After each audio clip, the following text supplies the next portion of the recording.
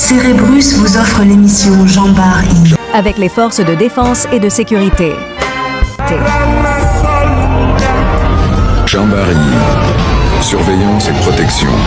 La chaîne qui plonge dans l'univers des forces de défense et de sécurité. Une émission Jambar yi du ma si tay chaque jour lépp loo xamante ne su force de défense et de sécurité yi ñu ngi koy def ñu su mel ni police gendarmerie armée douane eaux et forêt service d'hygiène bàyyiwuma kenn ñëpp ñoo xamante ne rek lépp lu ñuy def pour aar dëkk bi rek dinañ ko fësal askan bi xam ko xam ne ñii kat ñu ngi leen di taxaw suba ngoon bu dégg bëccëg.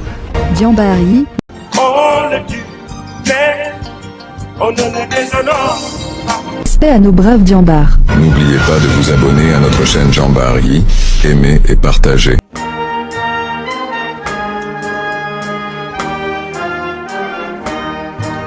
C'est avec une grande joie que je prends la parole devant vous en ce jour de fête et de consécration.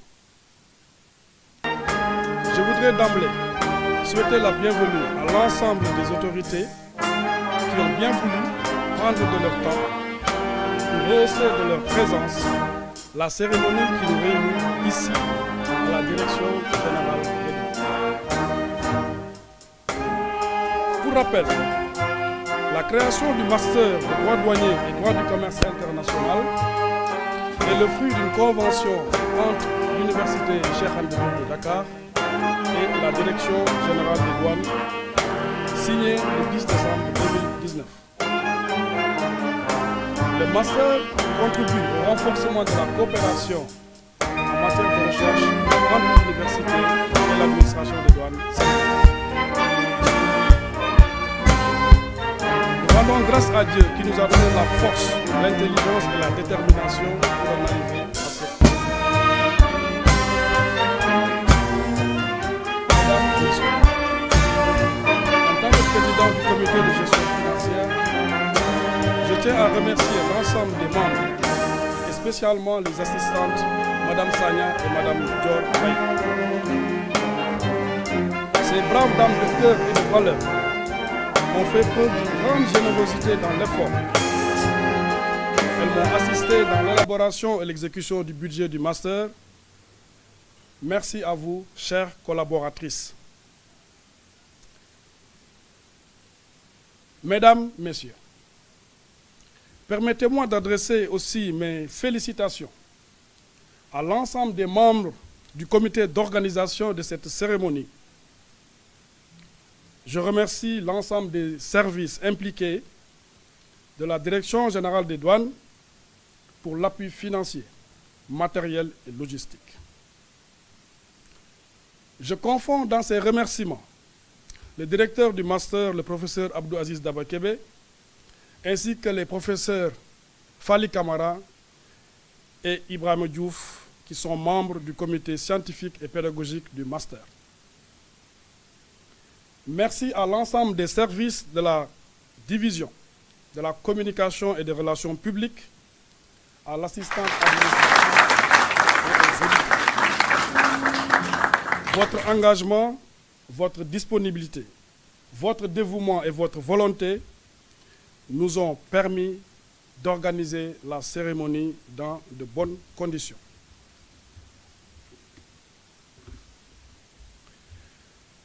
Mesdames, Messieurs, distingués invités, je voudrais à présent adresser un mot de remerciement spécial à un homme spécial qui a beaucoup fait pour ce master. Il est l'un des initiateurs de ce master. Il a participé au lancement du dit master à l'université Cheikh Anta Diop. Il est membre du comité scientifique et pédagogique. Il est enseignant et encadreur. Il a facilité le stage des auditeurs au niveau des directions techniques et des bureaux de dédouanement de Dakar. Il a accepté d'organiser une belle cérémonie en prenant en charge, entre autres, le cocktail et les frais de communication. Il a accepté aussi d'être le parrain de la promotion. Je veux nommer le directeur général des douanes, le docteur Mbaye Ndiaye. Merci, monsieur le directeur général des douanes. Vous êtes un précieux collaborateur pour ce master et nous vous en sommes infiniment reconnaissants. que Dieu continue à vous assister dans votre mission à la tête de l'administration des douanes. Monsieur le vice-recteur, Madame le doyen, Monsieur l'assesseur, chers enseignants, sachez que c'est un plaisir de partager avec vous ces moments. Votre présence nous rassure et nous réconforte. Merci pour votre soutien. Chers récipiendaires, vous êtes rayonnants. C'est votre fête. Je vous félicite et vous encourage. En tant qu'enseignant, j'ai pu apprécier votre passion, votre sérieux, votre volonté et votre abnégation durant ces moments passés ensemble. J'ai pu apprécier les discussions et les échanges sur les questions douanières et les questions liées au commerce international. Soyez fiers de votre parcours. Votre parrain reviendra tout à l'heure sur les conseils et orientations. Mais je voudrais profiter de cette tribune pour partager avec vous une valeur fondamentale qui fait l'unanimité, surtout dans le contexte actuel. Il s'agit de l'éthique. Et me reviennent les mots du juge Kéba Mbaye lors de sa leçon d'éthique à l'UCAD en 2005. Je cite, « Debout pour le travail et pour l'éthique, avant qu'il ne soit trop tard. Debout en nous rappelant devant chaque choix et chaque action la pensée d'Emmanuel Kant. Demandons-nous chaque fois que nous sommes tentés d'avoir un comportement non éthique, ce que serait la vie si chacun faisait comme nous. Demandons-nous ce que serait une société de voleurs, de délateurs, de corrupteurs, de profiteurs, de fraudeurs, d'égoïstes, de corrompus et d'indisciplinés. La liste est longue, mais la réponse est une. Une société vouée à l'échec et peut-être à la déchéance et à la misère matérielle et intellectuelle. Fin de citation.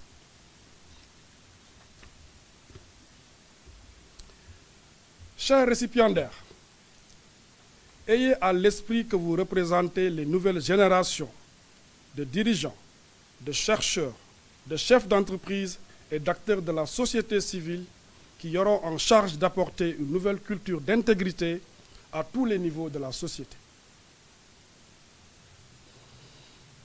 Mesdames, Messieurs, distingués invités, nous vous réitérons nos sincères remerciements.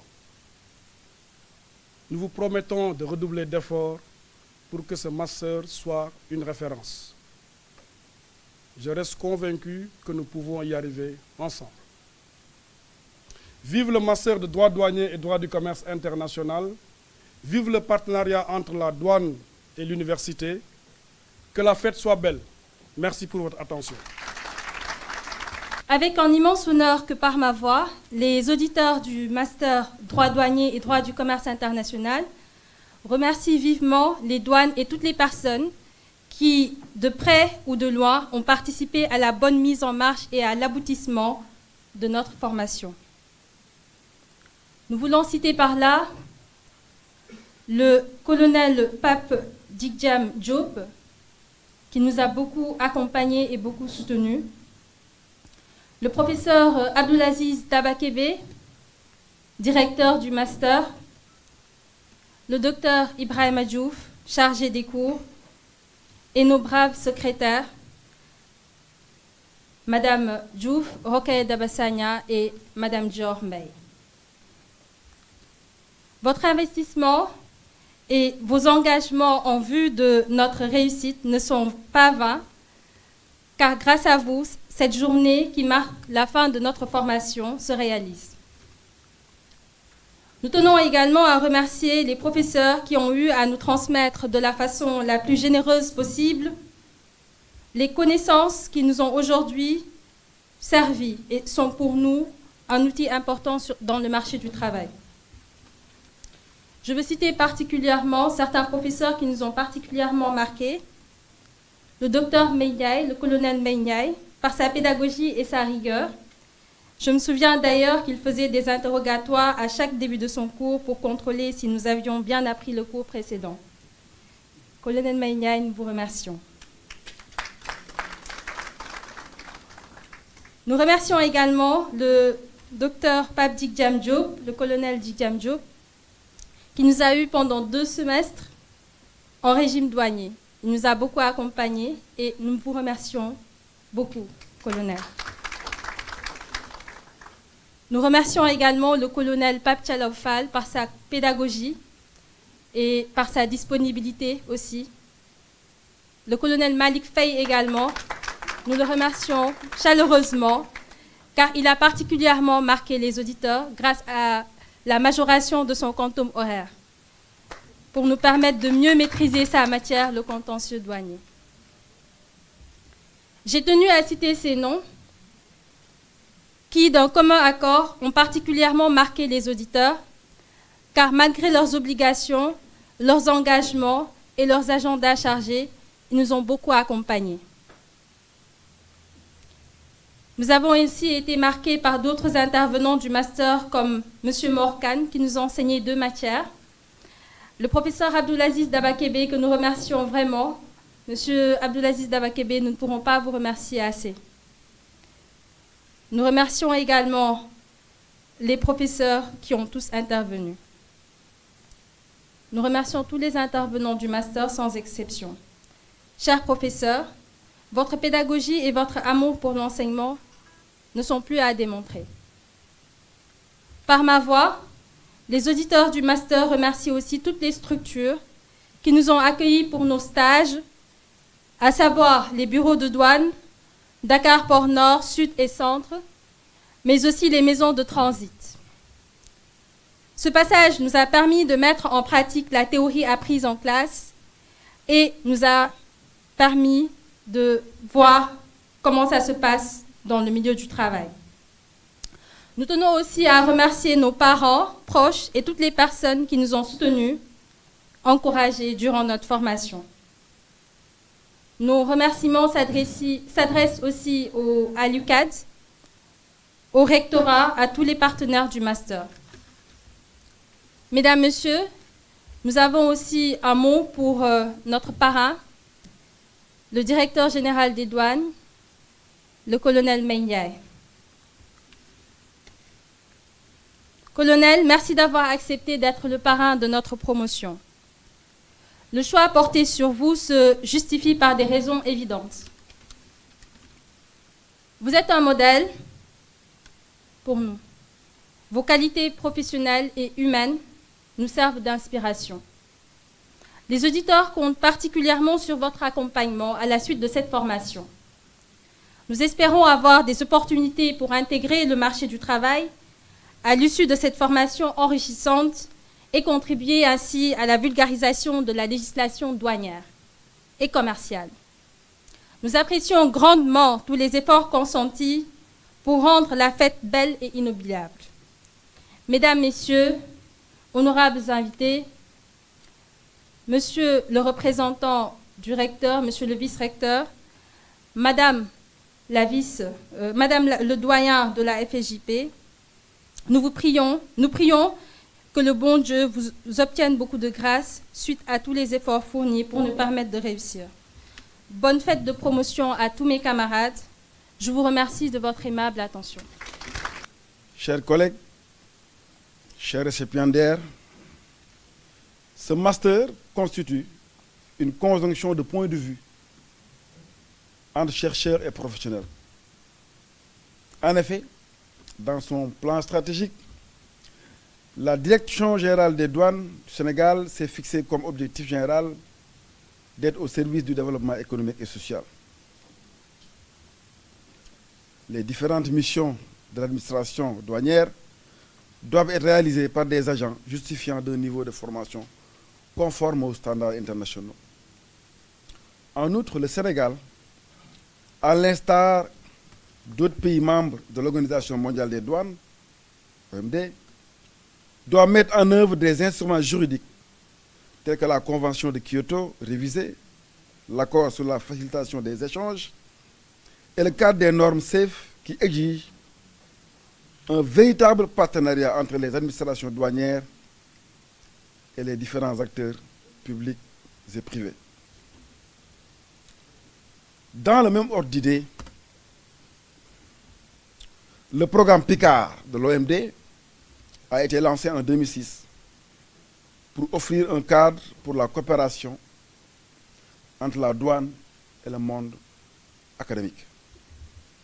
Ce programme PICAR vise à encourager les institutions universitaires et les administrations des douanes à renforcer leur coopération dans le domaine de la recherche et de l'enseignement douanier afin de promouvoir le rang universitaire de la profession de douanier, de soutenir les initiatives liées à cette collaboration en favorisant le développement de produits d'enseignants spécifiques à la douane et des activités de recherche. Afin de permettre au Sénégal d'être au rendez-vous de ces divers enjeux, la Direction générale des douanes a décidé de nouer un partenariat stratégique avec la faculté des sciences juridiques et politiques en vue de mettre en place un master 2 de droit douanier et droit du commerce international.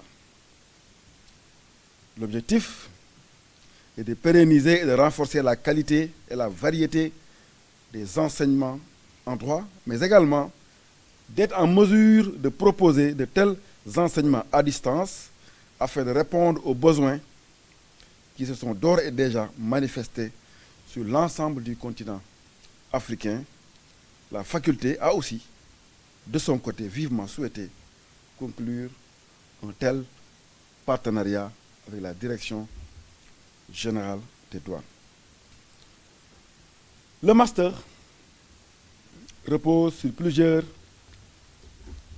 objectifs: contribuer à former des diplômes hautement qualifiés en droit douanier et droit du commerce international, transmettre des connaissances et forger des compétences au travers de la qualité des contenus transmis et du partage d'expériences professionnelles d'intervenants renommés, des professeurs d'université, des docteurs d'État en droit, d'anciens DG des douanes, des inspecteurs généraux d'État, des directeurs techniques douaniers, experts douaniers accrédités de l'OMD, experts de la CEDEAO, spécialistes du droit du commerce international.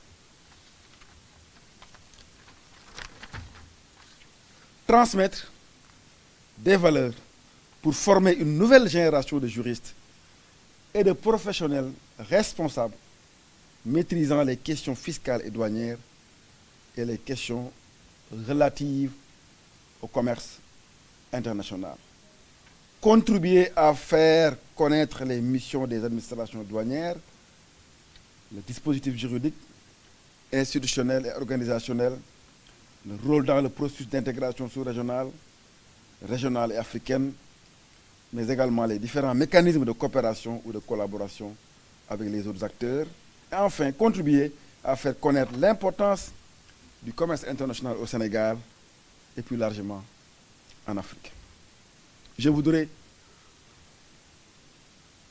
à ce moment précis de mon propos, exprimer ma profonde reconnaissance aux membres du comité d'organisation, du comité de gestion, dirigé par Dr Pape Djidjam Diop, qui ne ménage aucun effort pour la réussite de ce partenariat. Je voudrais terminer mon propos par des remerciements. Un mot de remerciement à l'égard de Madame le Doyen et à toutes les autorités de l'université, le professeur Bachir Niang, malgré son agenda très chargé. Madame le Doyen, la vision sous votre direction, impulsée à la faculté des sciences juridiques et politiques, est en parfaite cohérence avec la marche du monde. Le séminaire de formation organisé il y a quelques semaines sur l'offre de formation de la faculté entre dans cette dynamique de collaboration entre l'université et la cité. Je voudrais remercier encore M. le directeur général des douanes, Dr Mbaye Ndiaye, pour votre disponibilité, à chaque fois que vous êtes sollicité par l'université. On occupe actuellement les bureaux que vous aviez bien voulu mettre à notre disposition, que vous avez vraiment refait, moi et d'autres chercheurs du côté de l'université, que vous avez occupé il y a peut-être 8 ans déjà.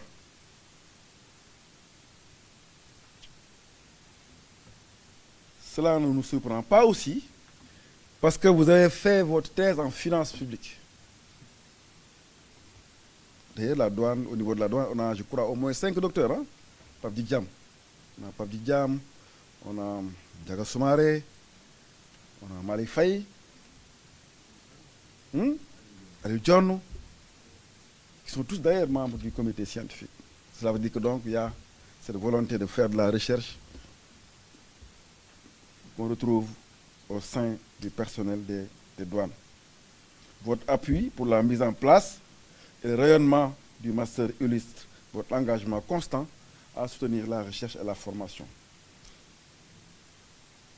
Ce partenariat, j'en suis convaincu, va ouvrir d'autres perspectives, notamment l'animation de revues scientifiques, la production d'ouvrages, l'organisation de panels, de tables rondes et de colloques sous forme de regards croisés.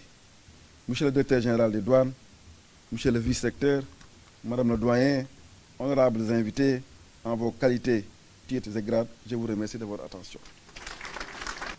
Efforts qui ont permis d'aboutir aujourd'hui à une telle cérémonie de remise de diplôme, marquant ainsi la sortie de promotion à l'issue d'une formation qui a été co-organisée par la Faculté de sciences juridiques et politiques et la Direction générale des douanes.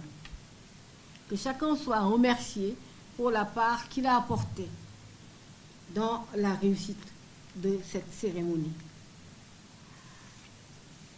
Mesdames et messieurs, nous nous réjouissons de ces retrouvailles de la grande famille du droit, afin de sacrifier donc un rituel, c'est-à-dire la remise de diplôme à la 2e promotion du master droit douanier, droit du commerce international, co-organisé donc par la faculté de droit et la direction générale des douanes. Et je voudrais à ce moment précis de mon propos exprimer ma reconnaissance aux membres du comité d'organisation, aux membres du comité de gestion et particulièrement au directeur du master, le professeur Abdou Aziz Daba Kébé, qui s'est beaucoup investi pour la réussite du partenariat dans le cadre duquel s'est déroulé ce master. Ces mots de reconnaissance vont également à l'endroit de monsieur le recteur, le professeur Amadou Alembaï, aux enseignants de la faculté, au personnel administratif, technique et de service, au personnel de la direction des douanes, aux étudiants et tous ceux qui ont accompagné et soutenu de manière constante ce master depuis le moment où le programme a été lancé.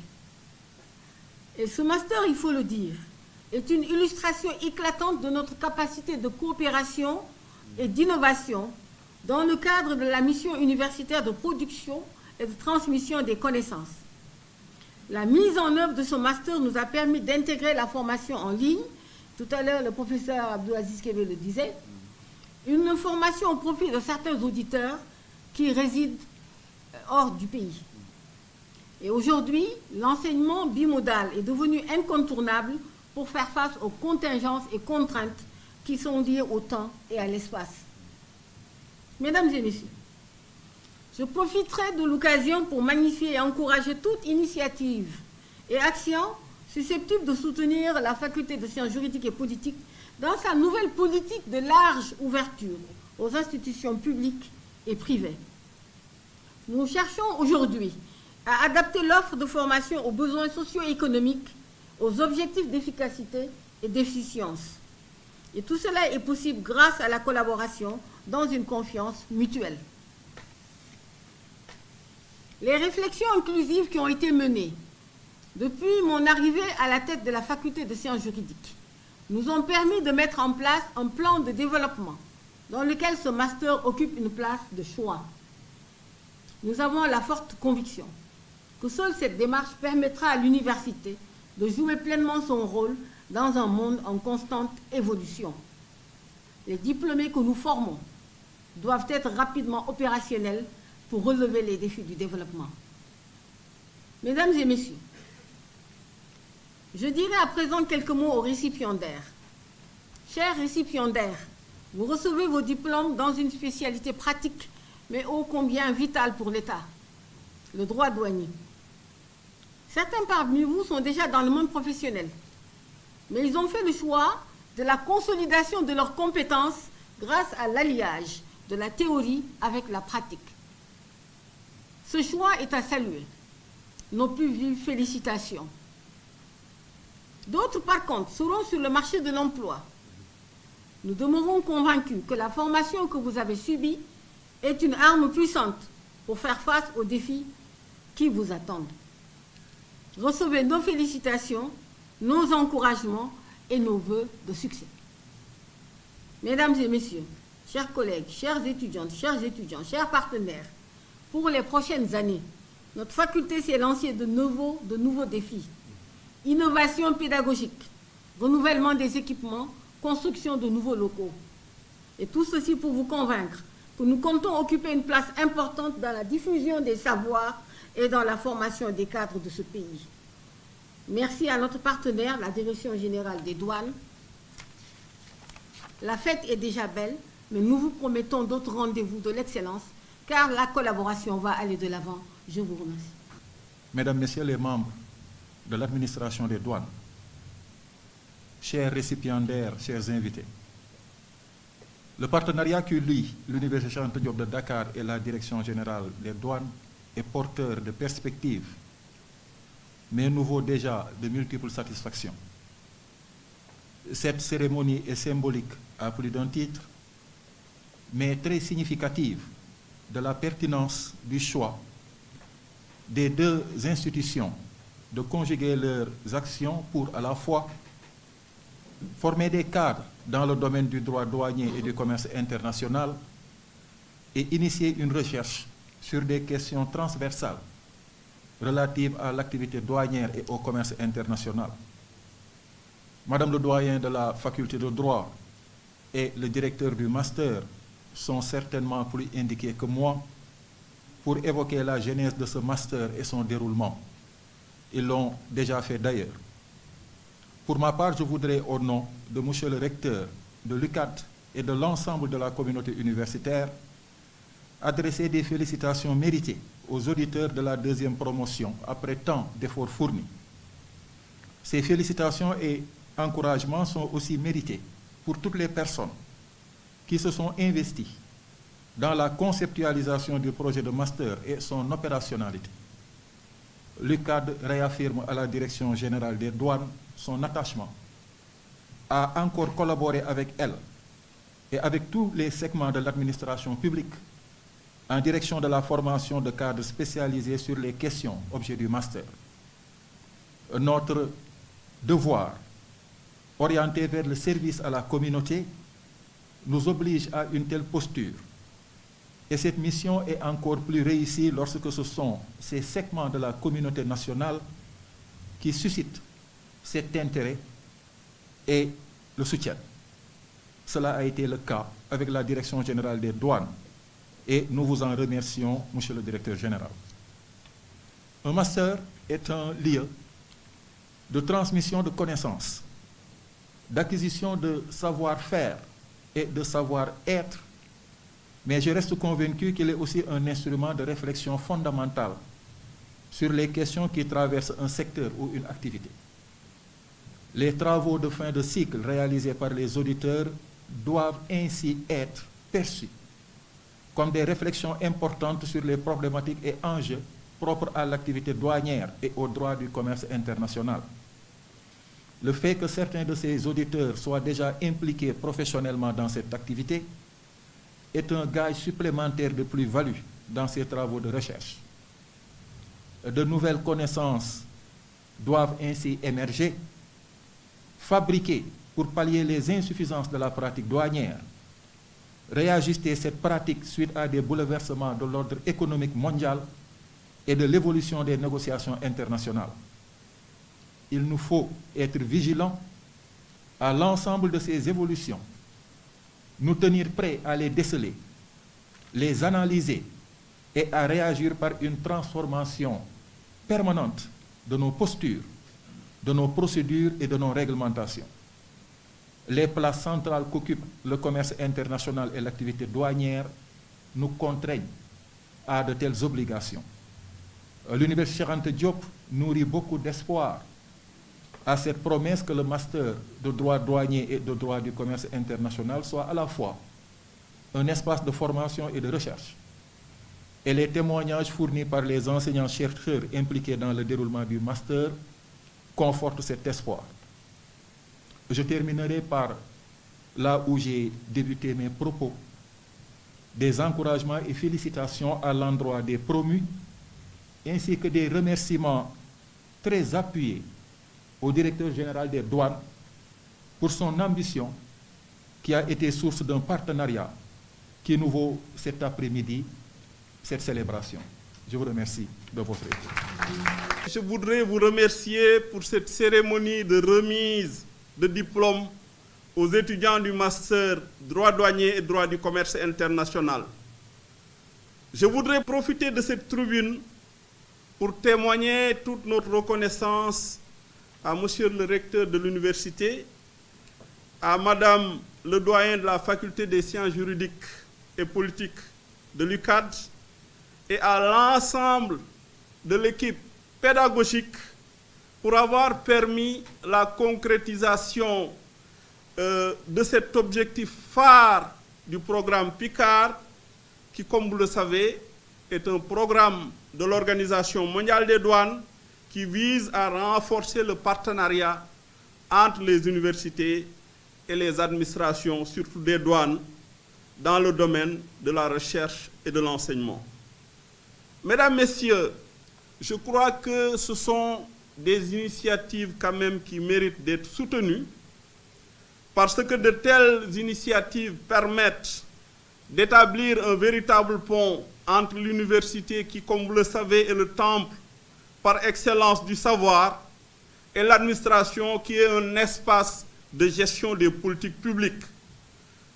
Je crois que ce sont des institutions qui doivent œuvrer ensemble pour un décloisonnement de la connaissance, mais aussi pour un décloisonnement en tout cas du savoir-faire et du savoir-être, comme l'a prescrit tout à l'heure monsieur le vice-recteur. Chers récipiendaires, vous me permettrez aussi de solder une dette de reconnaissance à votre endroit pour le choix qui a été porté sur ma modeste personne comme parrain de cette très grande et brillante promotion. En tout cas, je vous souhaite une très brillante carrière. Le comité d'organisation m'a chargé de travailler sur un thème qui pourrait intéresser notre administration et l'université. J'ai regardé en fait ce qu'on est en train de faire au niveau des réformes actuelles. J'ai constaté que ces réformes s'orientent de plus en plus vers l'introduction d'une logique managériale au niveau de la douane.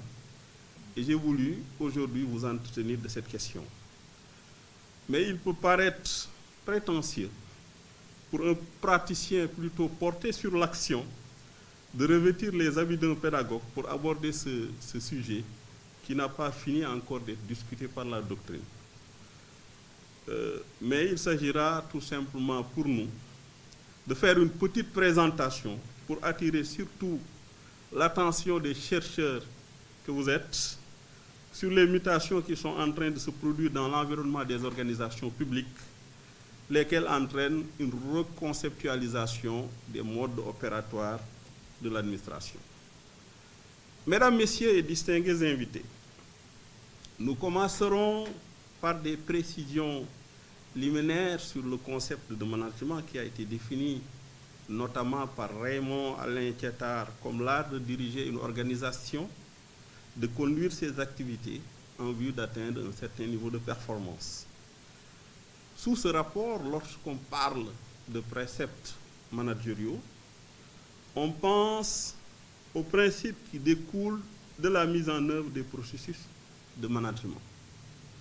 Il vise à introduire plus d'efficacité, d'efficience et surtout de qualité dans la gestion des organisations. Mais comme vous le savez aussi, pendant très longtemps, le management a été considéré comme un domaine réservé aux entreprises qui ont l'obligation d'améliorer en permanence leur performance compte tenu de la finalité de maximisation du profit qu'elles poursuivent. Les administrations qui sont traditionnellement soustraites de la concurrence se focalisaient auparavant sur des impératifs de légalité ou en tout cas de régularité. Elles étaient seulement tenues d'atteindre les objectifs qui leur sont fixés par le pouvoir politique en utilisant les ressources mises à leur disposition. Et de ce point de vue, la double exigence de conformité politique et de régularité juridique semblait exclure tout raisonnement en termes de performance économique. Mais cependant, nous le verrons, avec les difficultés que les administrations rencontrent actuellement, depuis quelques décennies, les appels se multiplient au sein non seulement de l'administration, mais aussi parmi les citoyens pour exprimer un souci généralisé de performance suivant les principes qui ont fait leur preuve déjà au niveau des entreprises. Et en réponse en fait à ces préoccupations, l'administration des douanes a amorcé depuis 2011 un processus d'implémentation progressive de la gestion axée sur les résultats, et cela s'est traduit par un ensemble de réformes qui dessinent progressivement les contours d'une gestion rénovée qui, tout en rompant avec le système légalo-rationnel d'inspiration weberienne, se rapproche du management des entreprises. Au plan théorique, ce sont des changements extrêmement importants qui vont se produire dans l'action administrative, mais aussi dans la gouvernance de nos administrations, lesquels changements vont s'aligner sur un nouveau paradigme qu'on appelle la nouvelle gestion publique et dont les 5 traits caractéristiques ont été notamment rappelés par Christopher Hood dans un livre qui est paru en 1991. Ces 5 traits, c'est la dissociation des fonctions de mise en œuvre, mais aussi des fonctions de pilotage. C'est la création aussi de services autonomes gérés par des managers dont la responsabilité sur les résultats est renforcée. C'est également la mise en place d'instruments de mesure de la performance, la prise en compte de la satisfaction de l'usager, qui devient en quelque sorte un client, l'externalisation de certaines fonctions administratives, comme ce qui s'est passé avec la création de certaines agences autonomes, ou parfois même la sortie en tout cas de certaines activités du service public. Et en s'arrimant sur ces principes, l'action douanière va changer complètement de référentiel. Et elle va se rapprocher des axiomes du management public qui a été notamment défini par Annie Bartoli comme l'ensemble des processus de finalisation, d'organisation, d'animation et de contrôle des organisations publiques visant en fait à développer leur performance générale et à piloter leurs évolutions dans le respect de leur vocation. Et ces innovations qu'on observe annoncent, et de manière très claire, un changement de paradigme, comme je l'ai rappelé tout à l'heure, dans la conduite de l'action douanière, avec une orientation de plus en plus marquée, non seulement vers la rationalisation des procédures, mais aussi vers l'optimisation de la gestion des ressources. Mais comme vous le savez, cette transposition d'une rationalité qui est habituellement réservée aux entreprises dans la sphère administrative heurte les puristes, surtout les grands juristes, qui sont souvent attachés à l'application stricte des principes traditionnels du droit. Il suscite parfois même une certaine perplexité, voire une grande hostilité parce que tout simplement, ces transformations introduisent en fait des mécanismes et des principes qui étaient auparavant inconnus dans la sphère administrative. D'où l'intérêt véritablement de cette réflexion portant sur les transformations de la matière douanière au contact des préceptes managériaux qu'il convient non seulement d'examiner en profondeur pour en saisir le sens, mais aussi pour en déterminer la portée.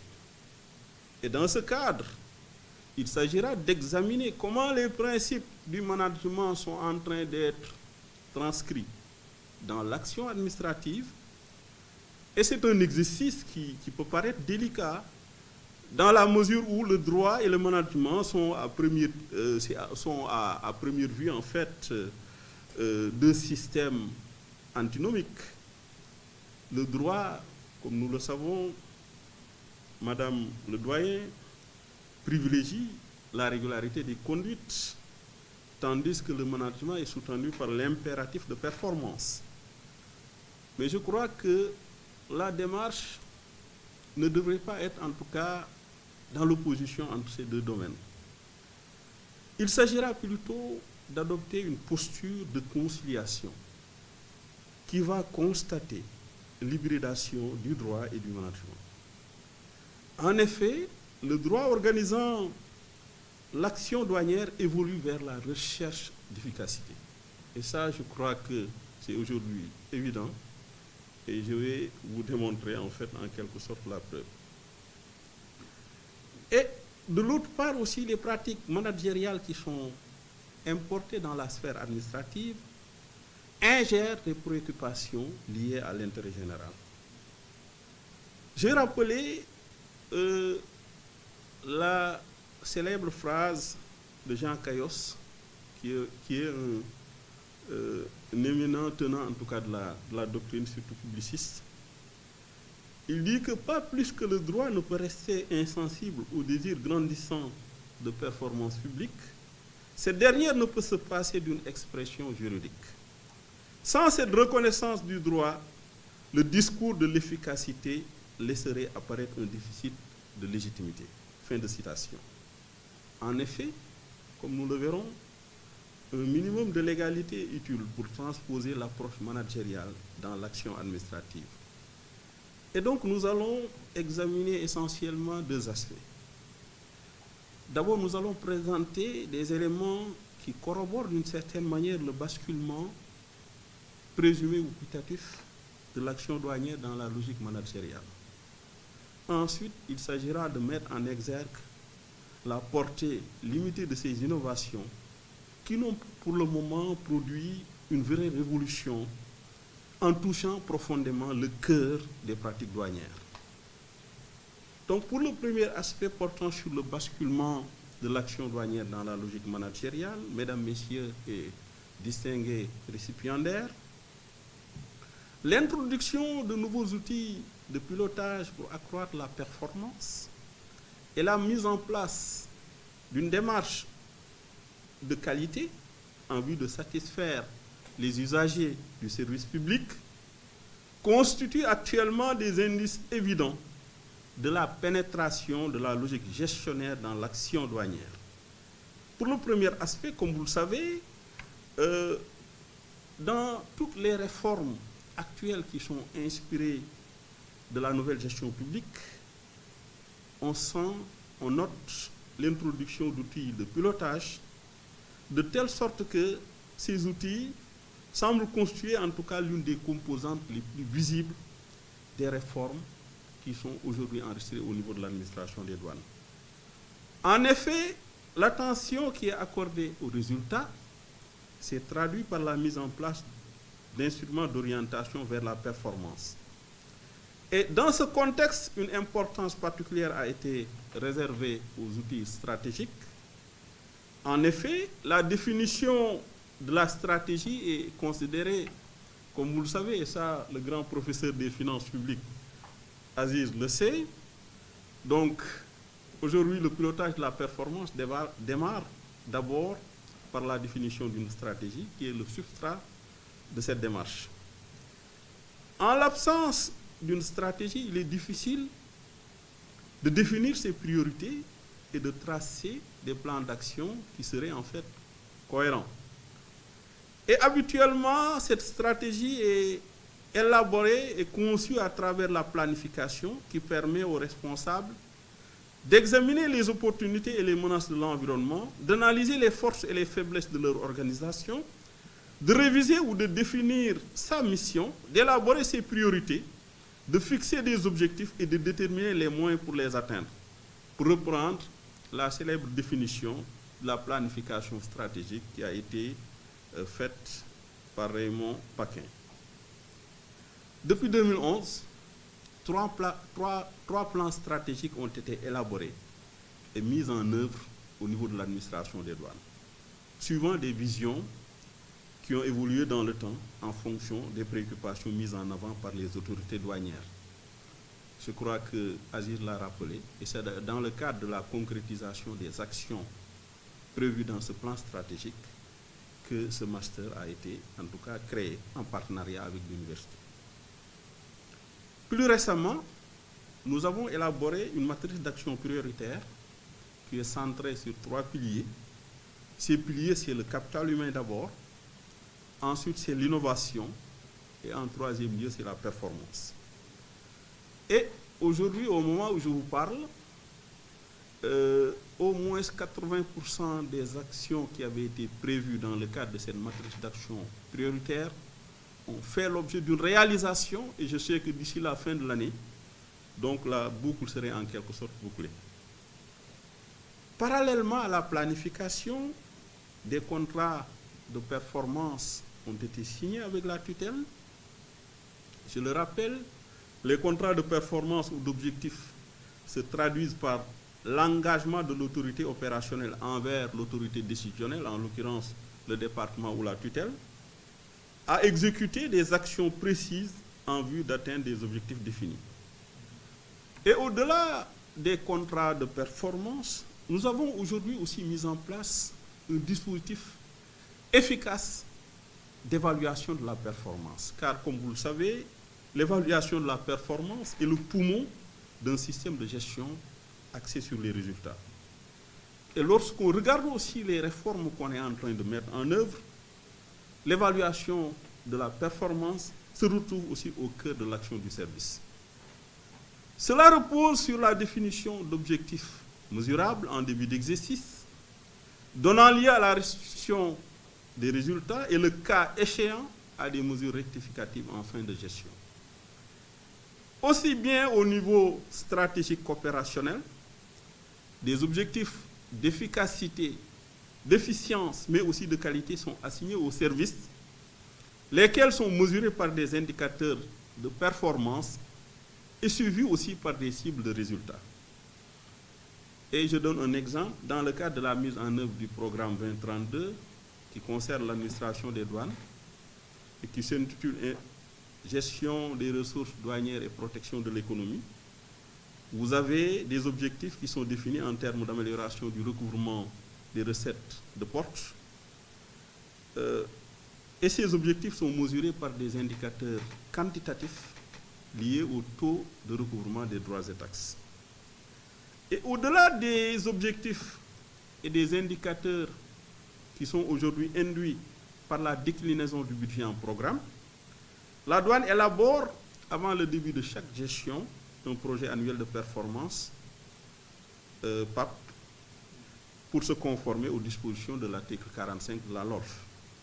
Pour rappel, le projet annuel de performance ou PAP permet la présentation tout simplement des actions, des coûts associés, des objectifs poursuivis, des résultats attendus, mesurés par des indicateurs précis. Également, en fin de gestion, suivant l'article 49 de la LOLF aussi, un rapport annuel de performance ou RAP est élaboré pour rendre compte de la gestion du programme 2032. Et l'exécution et la supervision de l'ensemble de ces tâches ou fonctions sont assumées par la division de la modernisation et de l'évaluation de la performance, placée sous la coupole de M. le coordinateur, et dont la création répond à l'exigence de disposer d'un service qui est dédié en tout cas au management des nouveaux outils de gestion. Mesdames, Messieurs, Je voudrais aussi souligner comme innovation majeure la mise en place d'une démarche qualité pour mieux satisfaire l'usager du service. Et en cela, je dirais qu'avant même la fièvre managériale, l'administration des douanes s'était déjà distinguée par une longue tradition d'accompagnement des acteurs de la chaîne logistique. Et l'introduction de la logique managériale n'a fait donc qu'accentuer ce positionnement de l'administration comme acteur clé de la facilitation du commerce. Dans cette optique, notre administration a tout d'abord engagé des réformes et des actions structurantes pour accélérer sa transformation digitale. On peut relever ce qui s'est passé au début d'année 2024 avec monsieur le grand directeur des systèmes d'information, où véritablement la douane a parachevé le processus de dématérialisation des procédures du commerce extérieur en janvier 2024. On peut noter aussi l'extension du réseau Gaïndé à toutes les unités intérieures. Il reste quelques bureaux, mais notre ambition est de réaliser en tout cas la connexion de tous les bureaux d'ici la fin de l'année, si tout se passe bien. On peut citer aussi l'extension de l'application GRET. GRET, c'est la gestion électronique des documents, qui permet aux usagers du service de disposer, ou en tout cas de faire leurs demandes via une plateforme en ligne qui est disponible H24. Et dans sa volonté aussi de renforcer la facilitation du commerce international, la douane a opérationnalisé il y a de cela quelques jours, en tout cas 2 mois au maximum, en juin 2024, le statut de l'opérateur économique agréé. Et ce statut permet aux entreprises d'optimiser leurs activités quotidiennes et ça leur offre aussi davantage de flexibilité. Je crois que là, c'est une réforme aussi essentielle qui permet non seulement aux opérateurs de gagner du temps grâce à des procédures sur mesure rationalisées et personnalisées, mais ça permet en tout cas d'imprimer davantage de célérité aux formalités de dédouanement. Par ailleurs, pour mieux encastrer cet esprit de partenariat, notre administration organise annuellement une rencontre douane-entreprise et cette rencontre, c'est en quelque sorte un forum où les problèmes rencontrés par les opérateurs économiques sont exposés librement et discutés avec les responsables administratifs en vue de leur trouver les solutions les plus idoines. Et comme vous le savez, donc, pour une administration qui a été très longtemps considérée comme une administration essentiellement répressive, lorsqu'on regarde ces initiatives qui sont en train d'être prises, cela démontre d'une certaine manière que l'action douanière a complètement changé de logiciel pour intégrer davantage des préoccupations du secteur privé. Cependant, malgré cette belle note, une observation attentive des pratiques administratives montre que de nombreux points sont quand même à améliorer pour que la greffe de la logique managériale sur l'action douanière puisse véritablement prendre et porter tous les fruits qui sont escomptés. C'est pourquoi, mesdames, messieurs, nous devons constater lucidement que la révolution managériale qu'on a essayé d'impulser en douane, elle est certes là, mais elle reste encore inachevée.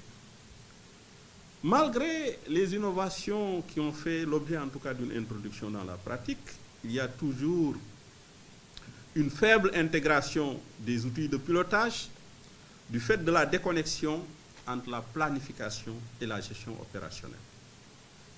La conséquence de tout cela, c'est que jusqu'à présent, surtout au niveau opérationnel, le pilotage à vue est privilégié au détriment de la stratégie et de la performance.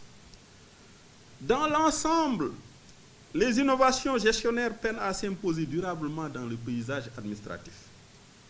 Et à cet effet, on peut identifier 2 contraintes majeures. La première contrainte, c'est la prégnance de la logique juridique Et la deuxième, c'est la faible adhésion des agents à la culture du résultat. Pour le premier aspect, nous verrons que même si l'administration se réfère aujourd'hui à la performance, la pratique administrative reste encore engoncée dans la rationalité juridique. Par exemple, la logique d'efficacité ne transparaît pas toujours dans les contrôles douaniers, qui sont en quelque sorte des contrôles de régularité visant à vérifier la conformité des opérations d'importation ou d'exportation à la législation du commerce extérieur. Par ailleurs, la sévérité de l'arsenal répressif douanier constitue un réel obstacle à la construction d'un véritable partenariat avec des acteurs privés. De ce point de vue, il s'avère nécessaire d'étudier la possibilité d'une évolution des dispositions répressives en trouvant un équilibre entre la protection des intérêts du Trésor et la sauvegarde des droits des particuliers. En somme, il s'agira peut-être de s'inspirer de l'exemple du droit administratif qui est parvenu à concilier la protection des prérogatives administratives avec l'exigence du respect des droits et des libertés, individuelles surtout. Et là, c'est une invite au professeur Aziz pour réfléchir sur la question et peut-être nous proposer dans le cadre d'une réforme future du Code des douanes comment atténuer la sévérité et la rigueur des dispositions du contentieux répressif douanier. Mais le propos n'est pas de nier la gravité des infractions douanières qui justifient d'une certaine manière cette rigueur particulière des règles applicables.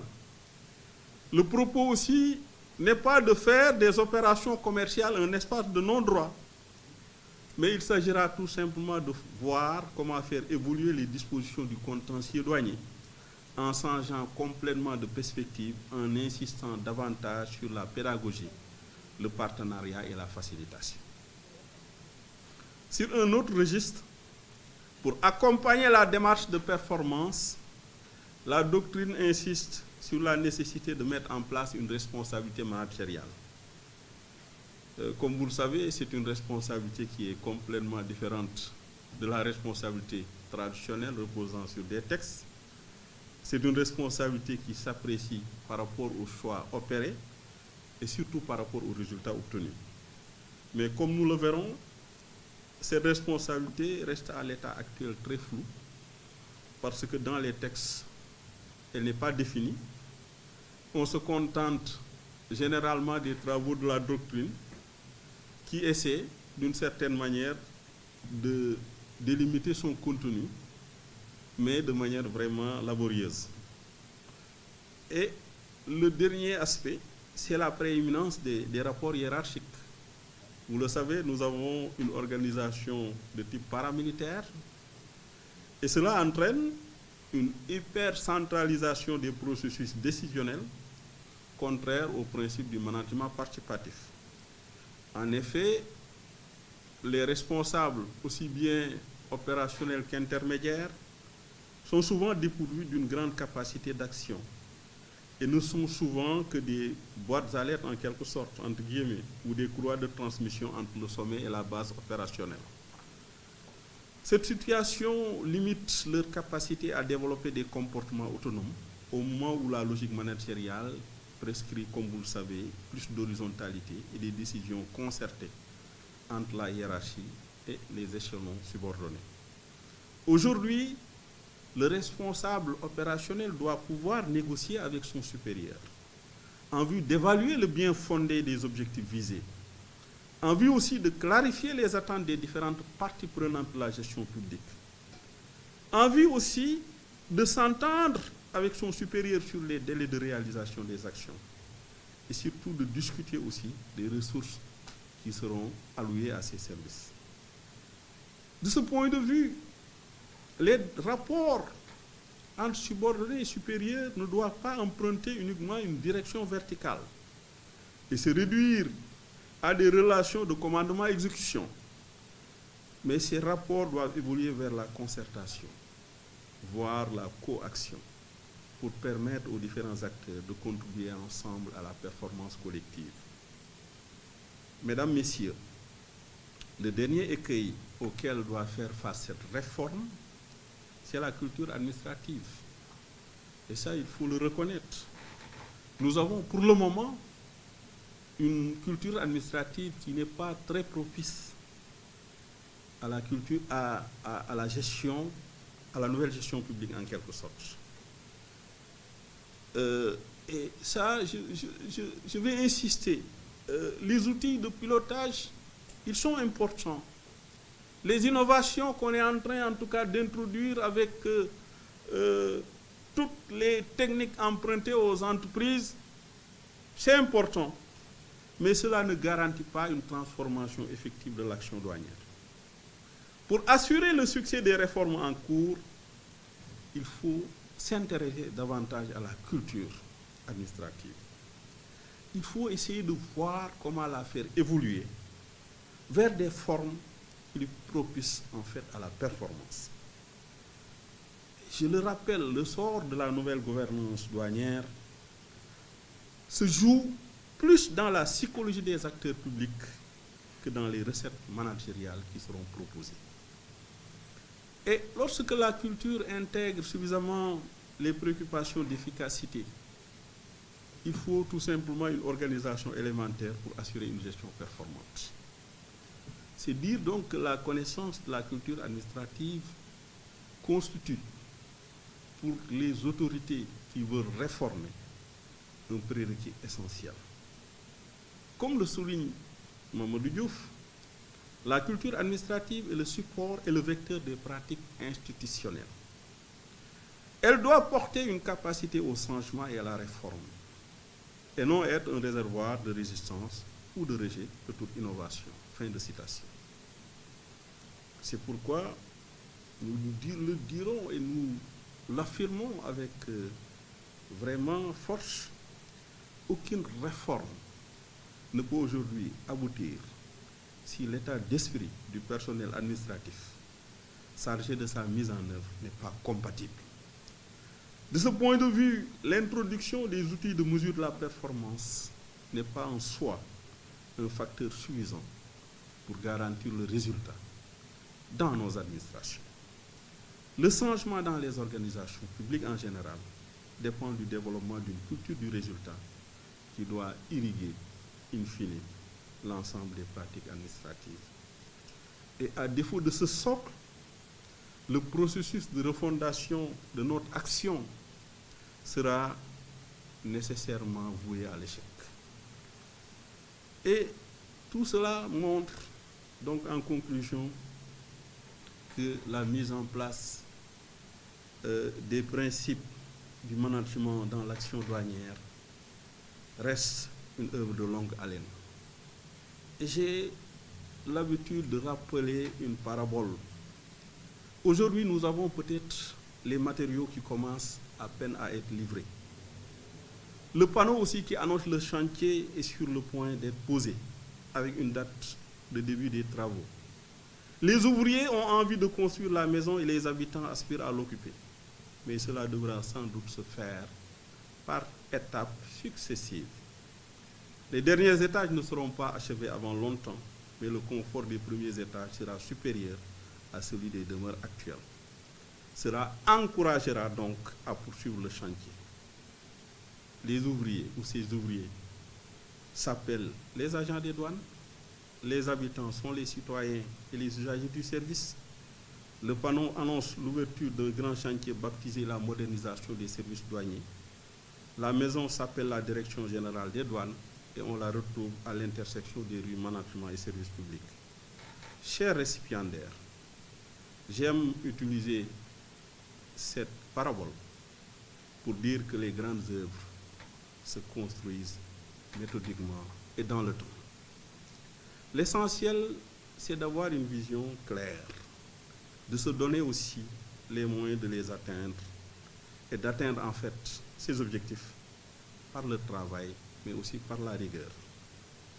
Ce que je souhaite, c'est que ces parchemins que vous allez recevoir aujourd'hui soient tout simplement, comme l'a dit Madame le doyen, de précieuses armes en fait pour affronter efficacement les défis de la vie professionnelle et qu'il vous balise la voie de l'épanouissement, tant au plan matériel qu'intellectuel. Je vous remercie de votre aimable attention. Et je voudrais également dire que donc c'est un immense plaisir pour moi de vous dire au nom de tout le personnel des douanes, en cette belle et prestigieuse cérémonie de remise de diplôme, tout le plaisir que nous avons à vous dire merci. Je crois que les prises de parole et de Madame le doyen, de Monsieur le vice-recteur et de tous ceux qui ont précédé ont mis en tout cas en évidence la pertinence et l'exemplarité de la coopération douane et monde universitaire. Je n'insisterai pas outre mesure là-dessus. Je voudrais simplement rappeler l'importance que nous accordons à la formation. Et je crois que dans son discours, M. le DG en a parlé. Dans la matrice d'action prioritaire qui est aujourd'hui l'outil de pilotage stratégique, et il en a suffisamment en tout cas dit, en termes d'importance, le premier axe fait référence à la valorisation du capital humain. Et fondamentalement, la formation. La formation de qualité, un personnel bien formé et apte à conduire ce que nous avons en termes d'indicateurs, en termes également d'action, en tout cas à mettre en œuvre. C'est extrêmement important pour nous. Je voudrais également, comme c'est des mots de remerciement, insister sur la pertinence du choix judicieux de votre parrain. C'est un collègue, c'est un DG pour nous, mais nous avons l'occasion de le pratiquer tous les jours. Et je peux vous dire que c'est un fin travailleur. Les résultats de la douane, en tout cas courant 2024 comparativement à 2023, montrent à suffisance qu'un travail immense est en train d'être fait et bien fait au niveau de l'administration des douanes. Et je dois également dire que malgré ces charges, parce qu'être DG des douanes, c'est quasiment ne plus avoir de vie hors travail. J'en veux pour preuve, moi en tant que coordinateur, je reçois des mails, des messages, des WhatsApp, vraiment tard dans la soirée. Et parfois, je suis obligé de dire à madame, c'est le DG qui m'envoie. Je me demande même, est-ce que le DG dort? Parce que la charge est immense, immense, au regard des défis budgétaires, sécuritaires, mission économique, c'est immense. On est tout le temps en train de réfléchir sur comment améliorer les choses, comment atteindre les objectifs. Parce que ce qui est important également, comme il l'a rappelé, ce n'est pas non seulement d'atteindre les objectifs, mais c'est également de faire en sorte que les voies et moyens pour atteindre les objectifs soient également à la hauteur. C'est d'abord quantitatif, c'est également qualitatif. Et il est important également que le ressenti des usagers soit également, en tout cas à la hauteur des efforts qui sont fournis par l'administration. Et je voudrais donc dire aux récipiendaires que le choix qui est fait pour votre parrain, qui est également enseignant, qui est formateur dans l'âme, puisque je crois savoir qu'avant la douane, c'est également la formation, et il est resté encadreur, et je pense qu'il le sera parce qu'il l'a dans l'âme. Je voudrais donc vous dire que vous avez un parrain qui est un modèle pour vous, qui est un modèle qui a également le sens de l'écoute, du partage et surtout le courage de prendre les bonnes décisions. Et prendre les décisions également, c'est pouvoir assimiler les contraintes qui sont inhérentes à la gestion du changement. Ça également, je crois que c'est extrêmement important pour un leader, pour un manager. Et je voudrais donc à ce niveau vous dire que l'invite aujourd'hui, fondamentalement, c'est de cultiver l'image, en tout cas, de cultiver l'amour et le sens du travail. C'est extrêmement important.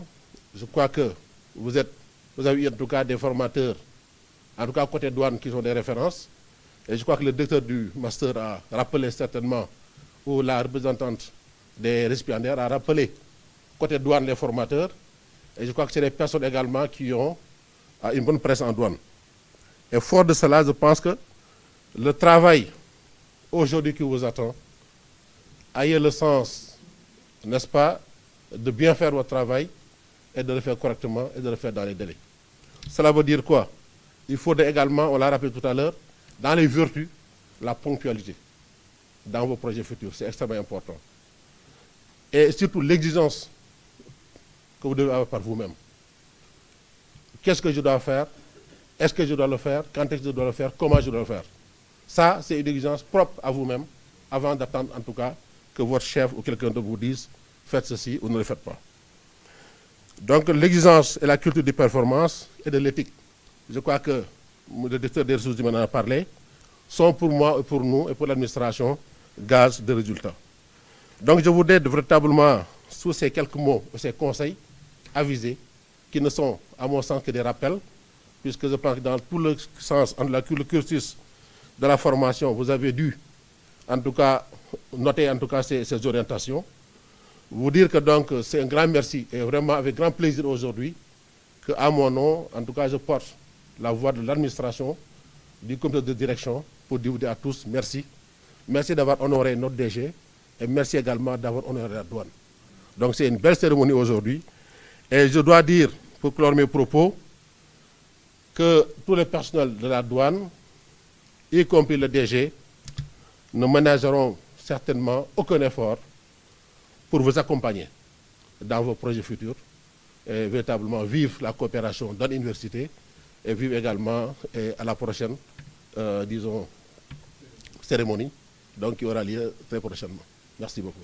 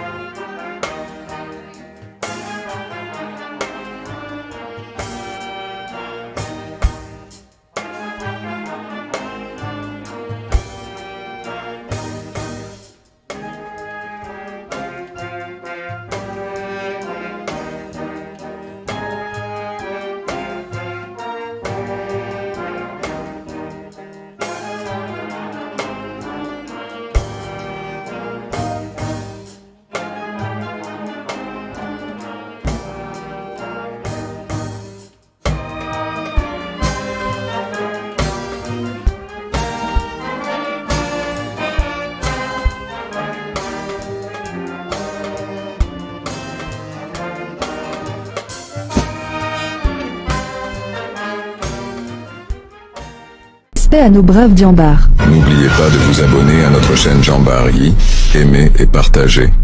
Soyez informés de toute l'info en continu, en découvrant toute l'actualité sur les Jambars. Besoin d'un partenaire informatique fiable et compétent?